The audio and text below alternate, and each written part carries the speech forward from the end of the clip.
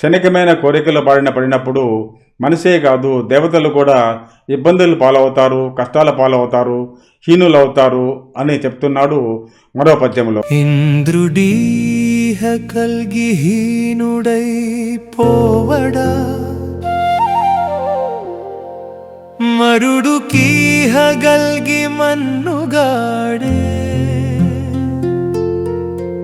బ్రహ్మకీహ గల్గి బలదల బోవడే,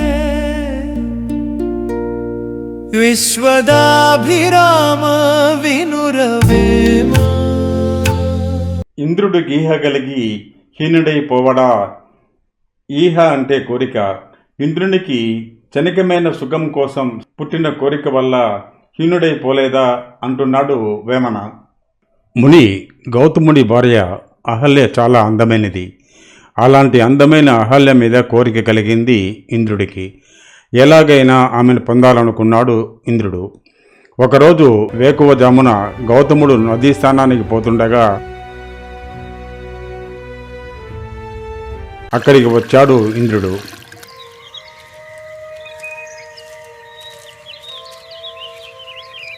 తన రూపంలో అహల్యను పొందలేనని ఆలోచించి గౌతముడిగా తన రూపం మార్చుకొని అహల్య వద్దకు వచ్చాడు ఇంద్రుడు.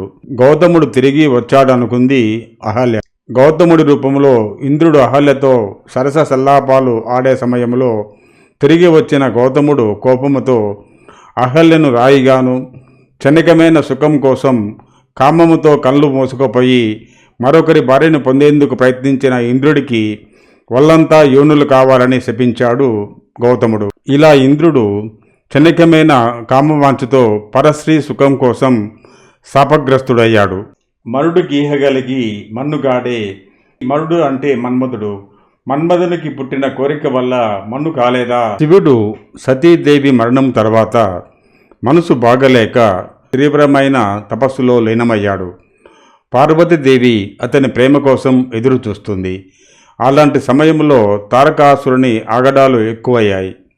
తారకాసురుని సంహరించడానికి శివపార్వతులకు జన్మించే సుబ్రహ్మణ్యుడి వలనే సాధ్యమవుతుంది. అందుకే దేవతలు శివునికి పార్వతి మీద ప్రేమ కలిగేలా చేసేందుకు మన్మధుడి సహాయం కోరారు. మన్మధుడు తను అలా చేయడం వల్ల శివుడి కోపానికి గురి కావలసి వస్తుందేమో అన్న ఆలోచన లేకుండా తన శక్తితో వాళ్ళను కలపాలి అన్న కోరికతో శివుడి మీదికి పుష్పబాణం వదిలాడు.